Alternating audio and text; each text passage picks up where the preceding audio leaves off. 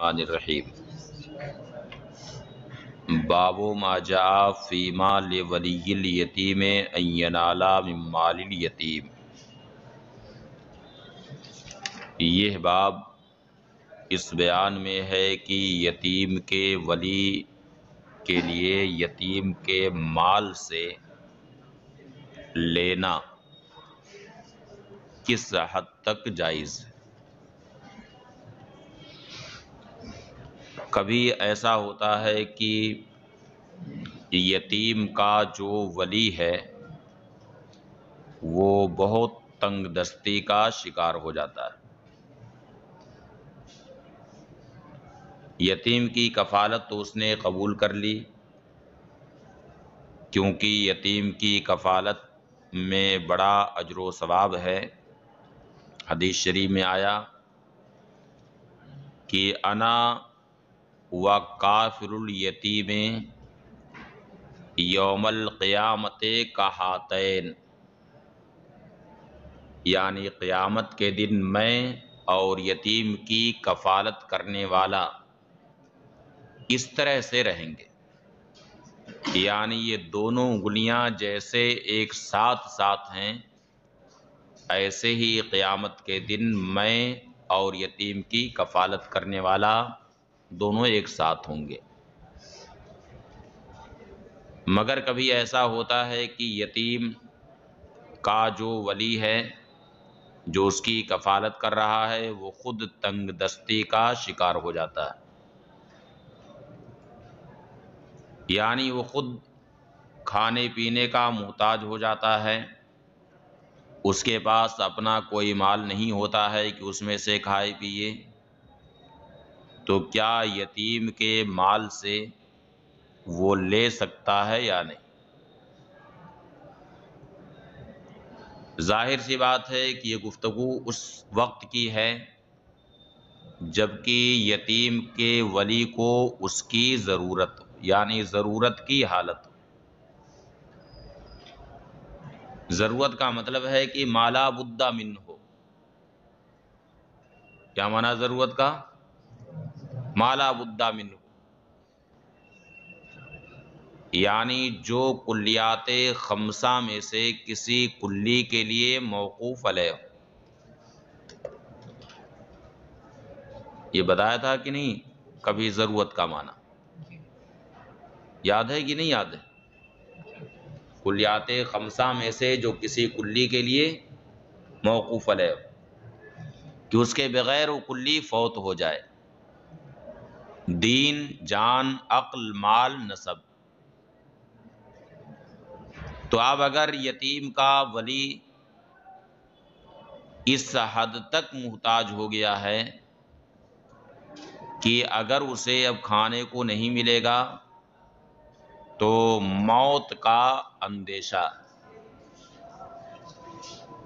یا یہ ہے کہ سخت ضرر کا اندیشہ،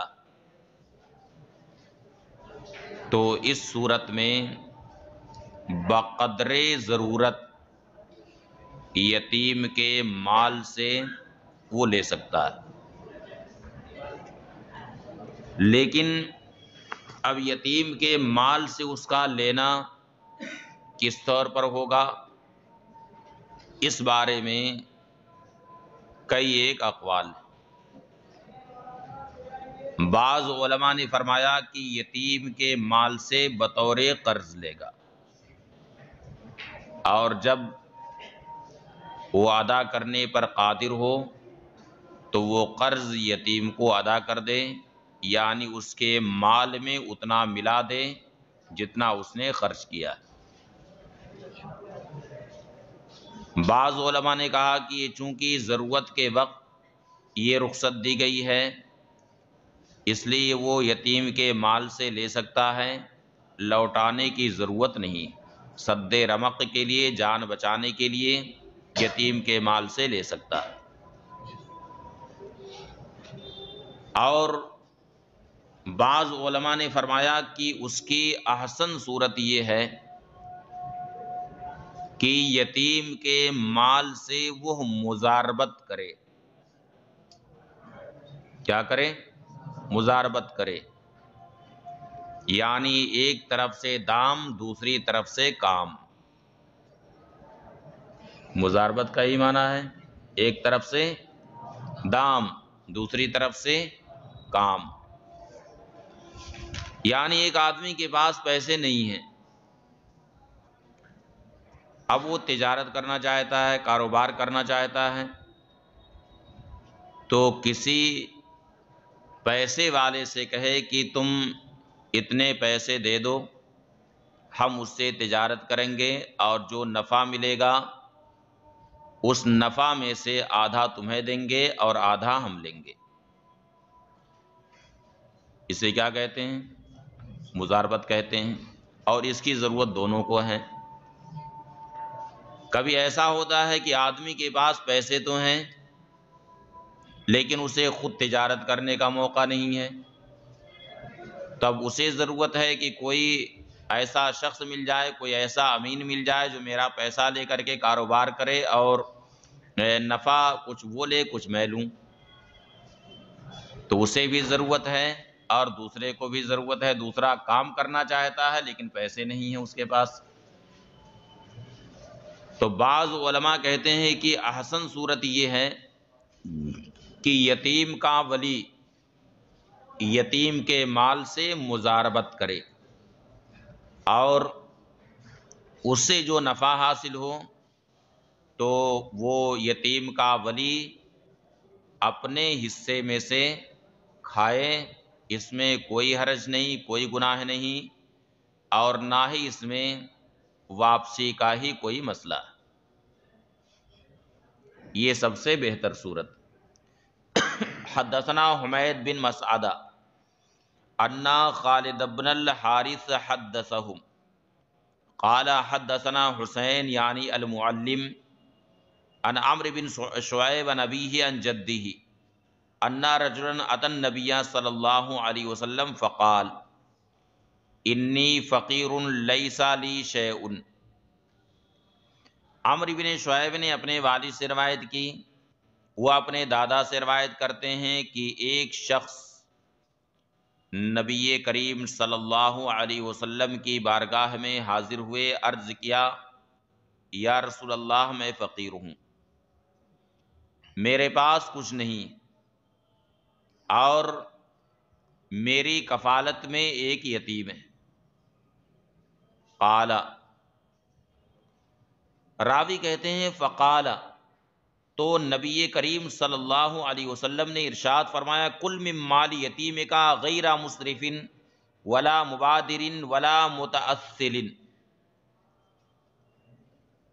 اپنے یتیم کے مال سے کھاؤ اس حال میں کہ اسراف مت کرنا، جتنی ضرورت ہے بس اتنے ہی کھانا.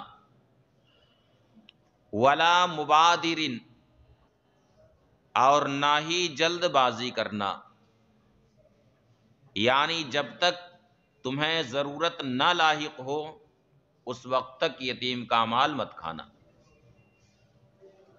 ابھی بھوک تمہیں کل لگے گی اور آج ہی سے یتیم کا مال نکال کر کے تیار رکھو، یہ نہیں، جلد بازی مت کرنا.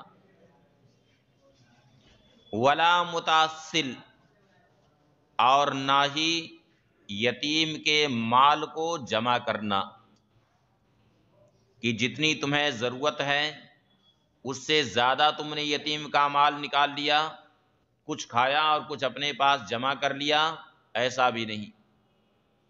بلکہ یہ جواز تمہیں جو ملا ہے وہ تمہاری ضرورت کی وجہ سے ملا ہے، اس لیے جب ضرورت متحقق ہو تبھی یتیم کا مال کھانا، اور جتنی ضرورت ہے بس اتنا ہی استعمال کرنا، اس سے زیادہ مت استعمال کرنا، اور ضرورت متحقق ہونے سے پہلے بھی استعمال مت کرنا، بلکہ جب ضرورت ثابت ہو جائے تبھی یتیم کے مال سے کھانا.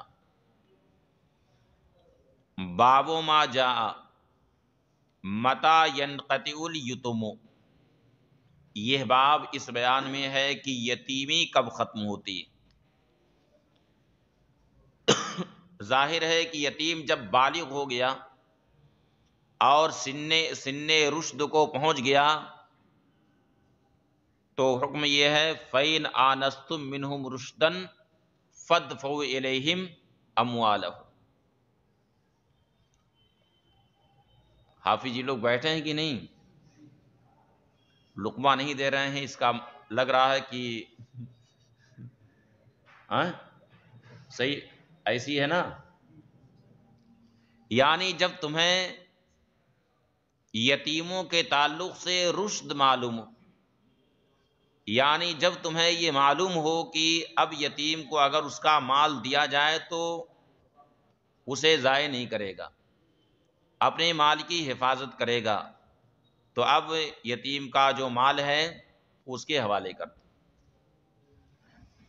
حدثنا احمد بن صالح قال حدثنا یحییٰ بن محمد المدینی قال حدثنا عبداللہ بن خالد بن سعید بن ابی مریم عن ابیہ عن سعید بن عبد الرحمن بن رقیش انہ سمع شیوخا من بنی عمرو بن عوف ومن خالہ عبداللہ بن ابی احمد قال قال علی بن ابی طالب رضی اللہ تعالی عنہ حفظت عن رسول اللہ صلی اللہ علیہ وسلم لا یتما بعد احتلام ولا سمات یوم الی اللیل۔ سعید ابن ابی مریم اپنے والد سے روایت کرتے ہیں، انہوں نے سعید ابن عبد الرحمن ابن رقیش سے روایت کی، انہوں نے قبیلے بنی عمرو ابن عوف کے کچھ شیوخ سے سنا اور اپنے ماموں عبداللہ ابن ابی احمد سے سنا، انہوں نے فرمایا کہ حضرت علی رضی اللہ تعالی عنہ نے فرمایا کہ میں نے نبی کریم صلی اللہ علیہ وسلم سے سنا، میں نے نبی کریم صلی اللہ علیہ وسلم کا یہ ارشاد یاد رکھا کہ لا یتما بعد احتلام، یعنی بالغ ہونے کے بعد یتیمی نہیں، بالغ ہونے کے بعد یتیمی نہیں، یعنی یتیم کی کفالت کے لیے جو حدیث شریف میں آیا کہ انا وکافل الیتیم کہاتین یوم القیامہ، یہ سب اس کے لیے ہے جبکہ یتیم چھوٹا ہو، نابالغ ہو، اور بالغ ہو گیا تو گو کہ اس کی بھی کفالت کرنے میں بڑا اجر و ثواب ہے، لیکن جو فضائل صغار ایتام کی کفالت کے ہیں وہ فضائل اس کو حاصل نہیں۔ ولا سمات یوم الی اللیل، اور پورے دن کی خاموشی بھی نہیں ہے، صبح سے لے کر کے رات تک کی خاموشی بھی نہیں، یعنی ایک شخص اگر پورا دن خاموش رہا، صبح سے لے کر کے رات تک خاموش رہا، یہ سوچ کر کے کہ یہ بھی کوئی ثواب کا کام ہے، تو ایسا نہیں، یہ کوئی قربت نہیں، اس شریعت میں خاموشی کا کوئی روزہ نہیں، بلکہ یہ تو خاص حضرت مریم کے لیے ارشاد ہوا تھا کہ انی نذرت للرحمن صوما فلن اکلم اليوم انسیا، میں نے رحمان کے لیے روزے کی نذر مان لی، اس لیے آج میں کسی انسان سے گفتگو نہ کروں گی، یہ خاص ان کے لیے تھا، باقی اس شریعت میں خاموشی کا کوئی روزہ نہیں، خاموشی کوئی ثواب کا کام نہیں، بلکہ بعض مواقع تو ایسے ہیں کہ وہاں پر خاموشی اختیار کرنا، خاموش رہنا، یہ بہت سارے اتہامات اور شبہات کا سبب بھی وہ خاموشی بن جاتی ہے۔ ایسے موقع پر آدمی کو ضرور بولنا چاہیے، خاموش نہیں رہنا چاہیے، کیونکہ اگر خاموش رہا تو لوگ اسے دلیل بنائیں گے کہ حضرت صاحب تشریف رکھتے تھے وہاں پہ اور انہوں نے کچھ کہا نہیں، منع نہیں کیا، کہیں گے کہ نہیں کہیں گے؟ اور لوگ کہہ ہی چکے ہیں۔ اس لیے بعض مواقع ایسے ہیں کہ خاموش رہنا یہ بہت سارے شبہات کا وہ سبب بھی، چیمے گوئیوں کا سبب بنے گا۔ اس لیے ایسے موقع پر آدمی خاموش نہ رہے، بلکہ ایسے موقع پر اعلان حق کرے، اور ایسے موقع پر خاموشی اختیار کرنا کسی بھی طرح سے مناسب نہیں۔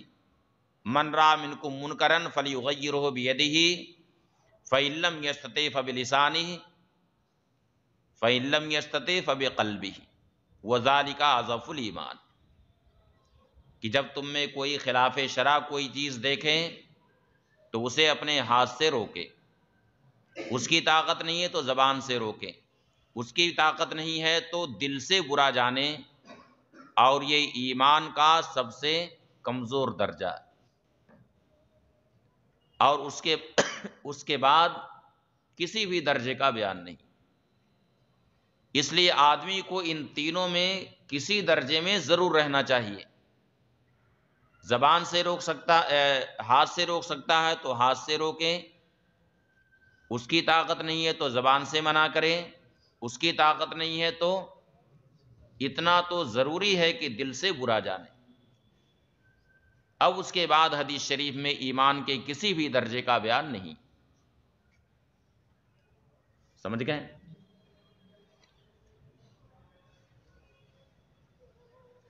ایک شخص ہے کہ وہ جب بولتا ہے تو خراب ہی بات کوئی بولتا ہے، کوئی اچھی بات اس کی زبان سے نکلتی ہی نہیں۔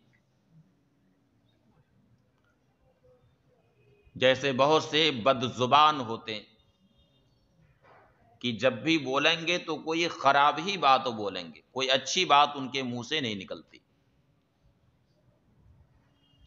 ہمیشہ بد زبانی، فحش گوئی ان کا طریقہ رہتا ہے۔ ایسے لوگ بڑے ہی بد نصیب ہیں۔ حدیث شریف میں ارشاد ہوا انا من اشر الناس منزلۃ عند اللہ یوم القیامہ من حضرہ الناس اتقاء فحشہ، قیامت کے دن ایسا شخص بدترین لوگوں میں سے ہوگا جس سے لوگ دنیا میں اس کی بد زبانی کے ڈر سے دور رہتے رہیں، کہ ابھی اس کے منہ لگیں گے تو نامعلوم کیا یہ بول دے، ابھی اس چھیڑخانی کریں تو پتہ نہیں کیا کہہ دے گا اپنی زبان سے، تو لوگ اس کی بد زبانی کے ڈر سے، اس کی فحش گوئی کے ڈر سے لوگ اس سے پرہیز کرتے ہیں، اس سے کوئی ملنا نہ چاہتا۔ تو ایسا شخص بہت بد نصیب ہے۔ قیامت میں ایسے شخص کے تعلق سے فرمائے گا کہ وہ من اشر الناس ہوگا۔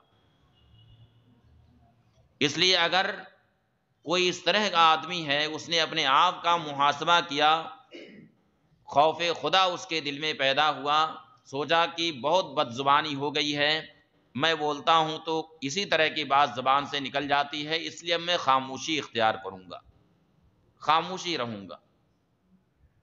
تو اگر اس نیت سے وہ خاموش رہا تو چونکہ اس کا ارادہ نیک، گناہ سے بچنے کے لیے اس نے خاموشی اختیار کی ہے، اس لیے اگر اس نے اس طرح سے اپنی زبان کی حفاظت کی تو ایسا شخص اجر و ثواب کا مستحق ہوگا۔ کیونکہ دو ہی چیزیں ایسی ہیں جس کی وجہ سے لوگ جہنم میں زیادہ جائیں گے۔ نبی کریم صلی اللہ علیہ وسلم سے پوچھا گیا کہ یا رسول اللہ کون سی وہ چیز ہے جس کی وجہ سے جہنم میں لوگ زیادہ جائیں گے؟ ارشاد فرمایا الفم والفرج، ایک انسان کا منہ دوسرے انسان کی شرمگاہ۔ تو انسان کا منہ، اس کے تعلق سے محدثین فرماتے ہیں کہ اس میں دونوں چیزیں شامل ہیں، خود منہ بھی شامل ہے اور زبان بھی شامل ہے، یعنی آدمی نے زبان کی حفاظت نہیں کی، منہ کی حفاظت نہیں کی، یعنی حلال و حرام کی کوئی تمیز نہیں رکھا، زبان کی حفاظت نہیں کی، بلکہ فحش گوئی کرتا رہا، اور اسی طرح سے شرمگاہ کی حفاظت نہیں کی، تو یہ دو چیزیں ایسی ہیں جس کی وجہ سے جہنم میں لوگ زیادہ جائیں گے۔ اسی لیے دوسری حدیث میں ارشاد ہوا کہ المسلم من سلم المسلمون من لسانہ ویدہ، کہ کامل مسلمان وہ ہے جس کی زبان اور اس کے ہاتھ سے دوسرے مسلمان محفوظ رہیں۔ تو اگر آدمی گناہ سے حفاظت کے لیے خاموش رہتا تب اس کی یہ خاموشی یقیناً کار ثواب۔ باب ما جاء فی التشدید فی اکل مال الیتیم، یہ باب ہے یتیم کا مال کھانے کے تعلق سے سختی کے بیان میں۔ حدثنا احمد بن سعید الحمدانی حدثنا ابن وہب عن سلیمان بن بلال عن ثور بن یزید عن ابی الغیث عن ابی ہریرہ رضی اللہ تعالی عنہ ان رسول اللہ صلی اللہ علیہ وسلم قال اجتنبوا السبع الموبقات۔ حضرت ابو ہریرہ رضی اللہ تعالی عنہ سے روایت کہ نبی کریم صلی اللہ علیہ وسلم نے ارشاد فرمایا کہ 7 ہلاک کرنے والی چیزوں سے بچو۔ قیلا، بعض صحابہ نے عرض کیا یا رسول اللہ وما ہن، وہ 7 ہلاک کرنے والی چیزیں کیا ہیں؟ ارشاد فرمایا الشرک باللہ، اللہ کے ساتھ شرک کرنا، والسحر، جادو کرنا، وقتل النفس التی حرم اللہ الا بالحق، اور اس جان کو قتل کرنا جس کو اللہ نے حرام کیا، الا بالحق، مگر یہ کہ کوئی حق شرع اس سے متعلق ہو۔ جیسے اس نے کسی کو ناحق قتل کر دیا ہے تو اب بدلے میں اس سے قصاص لیا جائے گا، بدلے میں اسے بھی وہی سزا دی جائے گی۔ وَأَكْلُ الرِّبَا، اور سود کھانا، وَأَكْلُ مَالِ الْيَتِيمِ، اور یتیم کا مال کھانا، وَالتَّوَلِّيُ يَوْمَ الزَّحْفِ، اور جنگ کے دن پیٹھ پھیر کر کے بھاگنا، وَقَذْفُ الْمُحْصَنَاتِ الْغَافِلَاتِ الْمُؤْمِنَاتِ، اور پاک دامن مومنہ عورتوں جو غافل ہوں ان پر زنا کی تہمت لگانا۔ پاک دامن جو غافل ہوں، مومنہ ہوں، یہاں الغافلات کا جو ذکر ہے یہ احتراز کے لیے نہیں بلکہ یہ محض قید واقعی ہے، یہ واقعہ کا بیان یہاں پر مقصود ہے، اس لیے کہ جو پاک دامن ہوا کرتا ہے وہ اس بات سے غافل رہتا ہے کہ لوگ اس کے بارے میں کیا کہہ رہے ہیں، وہ غافل رہتا ہے کہ اس کے بارے میں لوگ کیا کہہ رہے ہیں، اسے کبھی اس بات کی طرف توجہ نہیں ہوتی ہے کہ وہ ادھر ادھر کان لگا کر کے سنے کہ میرے بارے میں کہاں کیا تبصرہ ہو رہا ہے، میرے بارے میں کیا چیمے گوئیاں ہو رہی ہیں۔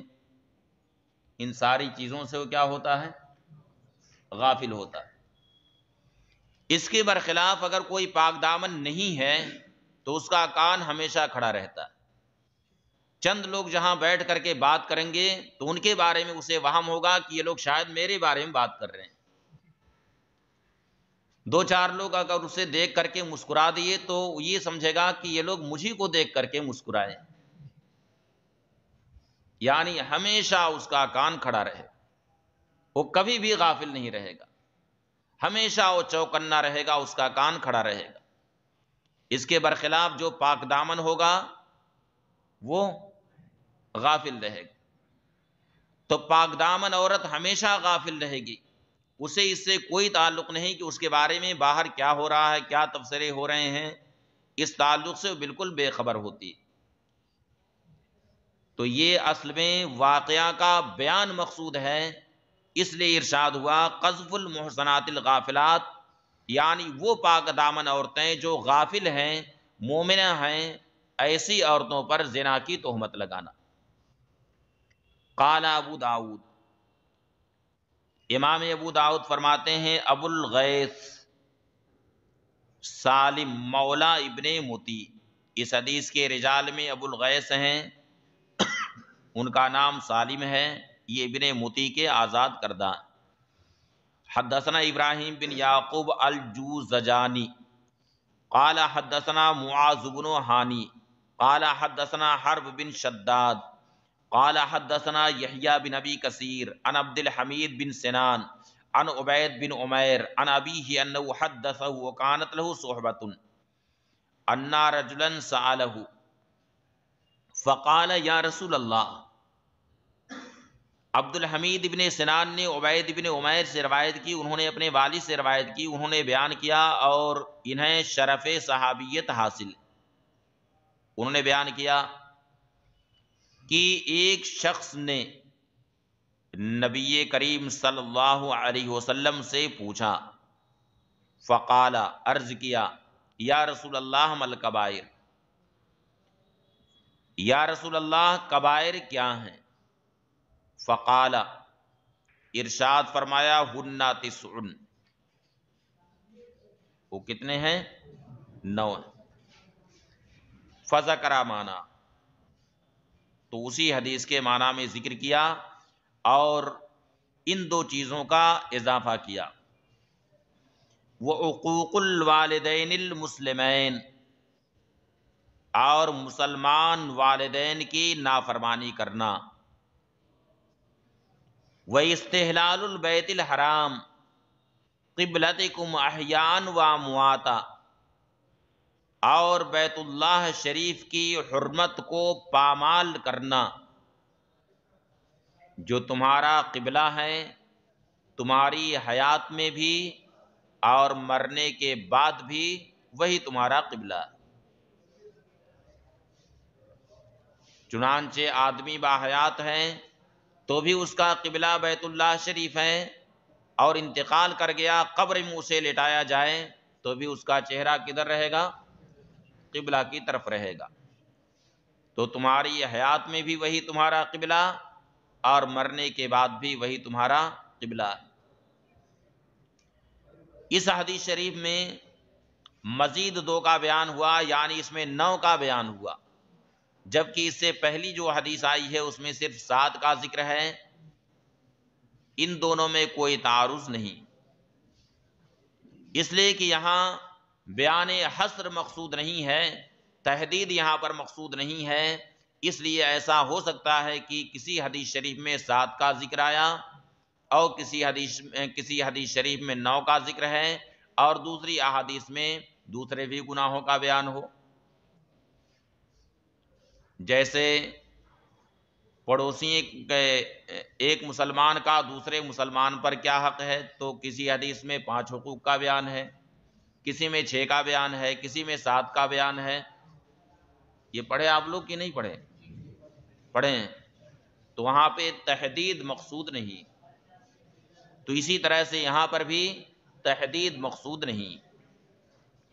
باب ما جاء فی الدلیل علی ان الکفن من جميع المال، یہ باب اس بات پر دلیل کے بیان میں ہے کہ کفن پورے مال سے دیا جائے، یعنی میت نے جو مال چھوڑا تو اس کے مال سے پہلا حق یہ متعلق ہے کہ اس کی تجہیز و تکفین کی جائے، پھر اگر کچھ بچ جائے تو یہ دیکھا جائے کہ کسی کا وہ قرض دار ہے تو اس کا قرض ادا کیا جائے، اس کے بعد پھر اگر کچھ بچے تو یہ دیکھا جائے کہ اس نے اگر وصیت کی ہے تو ثلث مال تک اس کی وصیت نافذ کی جائے، اس کے بعد پھر اگر بچے تو ذوی الفروض اور اسباد کے درمیان کتاب و سنت کی روشنی میں وہ ترکہ تقسیم کیا جائے۔ اب ایک شخص ہے جس کا انتقال اس حال میں ہوا کہ اس کے ترکہ میں صرف اتنا ہی مال ہے کہ صرف اس کا کفن دیا جا سکتا ہے، کفن دینے کے بعد کچھ بھی نہیں بچے گا، تو اب فرماتے ہیں کہ پورے مال سے اس کا کفن دے دیا جائے، اس لیے کہ وہ پہلا حق ہے۔ لہٰذا اگر صرف کفن ہی کی مقدار میں وہ مال چھوڑ کر کے گیا ہے تو پورے مال سے اسے کفن دے دیا جائے۔ حدثنا محمد بن کثیر اخبرنا سفیان عن الاعمش عن ابی وائل عن خباب قال مصعب بن عمیر قتل یوم احد ولم یکن له الا نمرہ۔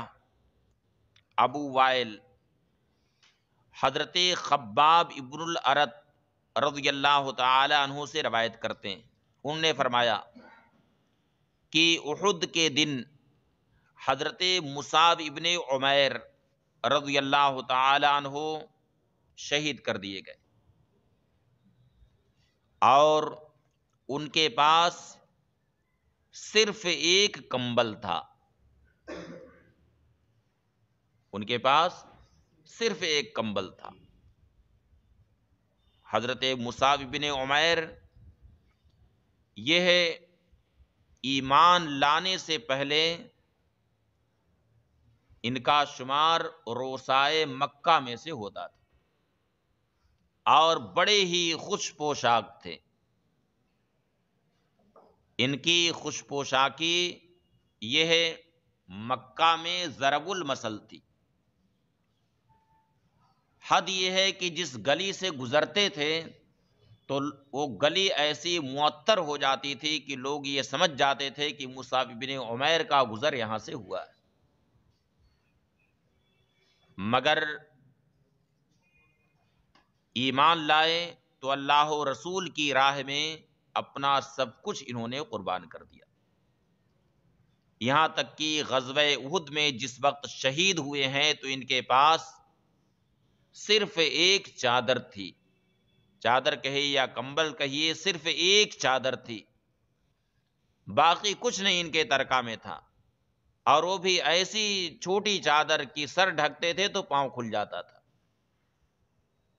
پاؤں ڈھکتے تھے تو سر کھل جاتا تھا۔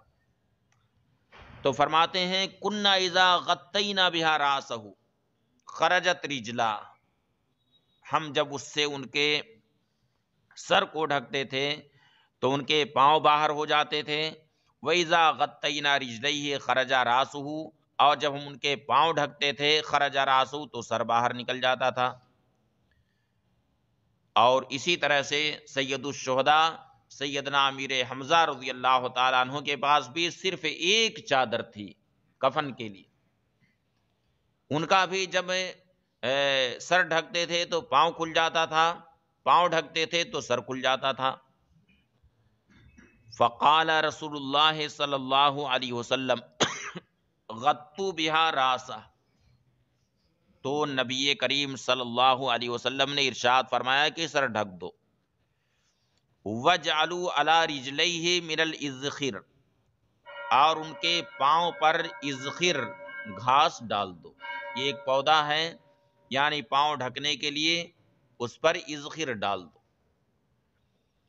تو اس حدیث شریف سے امام ابو داؤد نے یہ ترجمۃ الباب قائم کیا ہے کہ اگر میت کے پاس صرف اتنا ہی ہے کہ اس کا کفن دیا جائے تو پورے مال سے اسے کفن دے دیا جائے، اس لیے کہ یہی پہلا حق ہے۔